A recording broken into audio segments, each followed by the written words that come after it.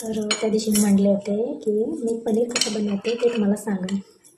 तरी 15 दिवसाचं मला हे टाकून घ्यायचं. तर मी पनीरची मिठाईच बनवणार आहे, पनीर नाही बनवायचं मला.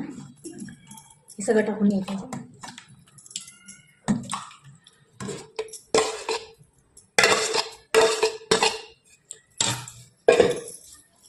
याला ना चांगलं मिक्स करून घ्यायचं, चांगलं करून घ्यायचं.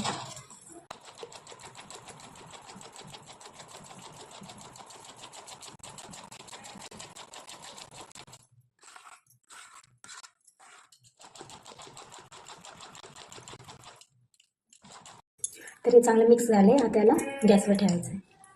या तुम्ही तूप बी बनवणार आणि पनीर बी बनवणार, म्हणजे पनीरची मिठाई बनवणार. त्याला आहे ना चांगलं उकळी येऊन द्यायची. याला चांगली उकळी आली बघा. पनीर वेगळं आणि हे सगळं तूप आहे. तर 2 मिनटं याला चांगलं उकळून देणार आहे. अजून याला फिरवत राहायचं, तर खाली नाही लागलं पाहिजे.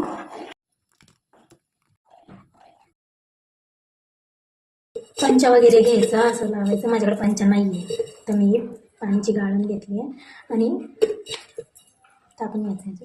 म्हणजे पनीर वरी आणि पाणी सगळं त्या आतमध्ये.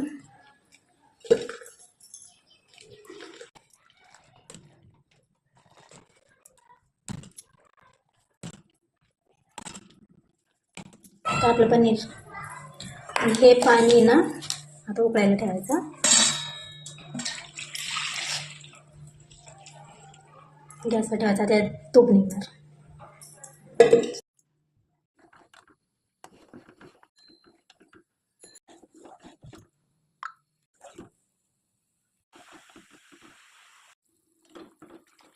झाले आपलं तूप. एक काम तर झालं, आता तूप झालं. आता आपण बनवू पनीरपासून मिठाई.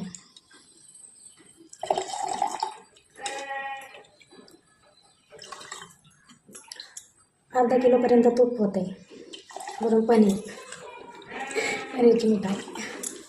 बाहेरचं पनीर तसं बी चांगलं नाही लागत, घरीच छान वाटतं. पण मला मिठाई बनवायची, कारण की मला दुधाची मिठाई आवडते. तर पनीरची मिठाई मी यातच टाकणार, कारण की याच्यामध्ये ते काय म्हणते त्याला, ते खवासारखं असतं, थोडंसं लालसर आहे, त्यामध्ये थोडं वेगळं. आणि हे पनीर चांगलं मिक्स करून घ्यायचं म्हणजे. आणि त्याच्यामध्ये ना एक काजू बदाम आणि थोडंसं खोबरं किसून घेतलेलं आहे, एवढं अर्धी वाटी असं. आणि इथं आहे इलायची आणि जायफळ, ते सगळं मिक्स करून घ्यायचं. हे मिक्स करून घ्यायचं चांगलं आणि गॅसला ठेवायचं. त्याच्यामध्ये ना थोडंसं दूध टाकणार, म्हणजे अर्धी वाटीला पण कमी आहे. चांगलं मिक्स करून घ्यायचं. आता ते पनीर सगळं कोरडं झालं ना, असं मिक्स केल्यावर असं कलर आला आहे. ह्यासाठी मी याच्यामध्ये टाकलं होतं की थोडंसं लालसर कलर यावं. ते चांगलं मिक्स झालं. ह्याच्यामध्ये ना थोडंसं साखर टाकायचं, तुम्हाला जेवढं गोड लागतं तेवढं मिक्स करून घ्यायचं. त्यातलं ना सगळं पाणी चांगलं आटूस्तवर त्याला शिजून घ्यायचं आहे. एकदम असं कोरडं झालं पाहिजे, म्हणजे मग त्याची बर्फी बनवणार ना.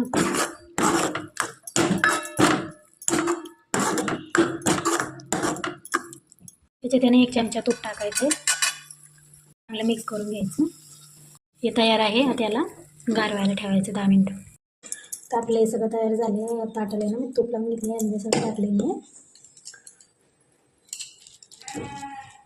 याला मी 10-15 मिनटासाठी फ्रीजमध्ये ठेवते, म्हणजे त्याच्या आपल्याला नीटनेटका पाऱ्या वगैरे काढता येईल ना. चांगलं पसरून घ्यायचं. आणि मी यूट्यूबवर सर्च केलं होतं ना, याला मिल्क केक म्हणते. म्हणजे जसं बनवतात ना सेमच आहे ना, ते पण दूध काढूनच बनवतात, पण हे ताकापासून म्हणजे मी जसं बनवलं सेमच आहे. कशाला तामजाम करायचं ना. आणि याला आहे ना मी थोडंसं असं चौकनी बनवून घेणार आहे.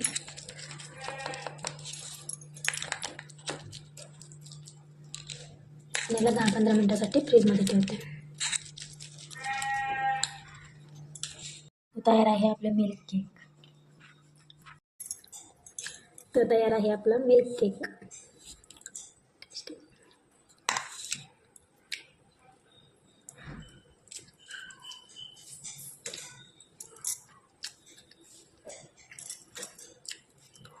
छान झालं आहे. जर तुम्हाला मिल्क केक नाही आवडत तर तुम्ही पनीर बनवू शकता. तर तुम्हाला मी दाखवून दिलं की मी म्हणलं होतं तर मी केलं. जे मी म्हणते ते मी करते. डायलॉग नाही आहे, हे माझ्या आयुष्यातलं खरं आहे. एकतर मी वायदा करत नाही, वायदा केलं तर ते निभावतं लागतं मला. बाकी एकदम मस्त झाले. बाय.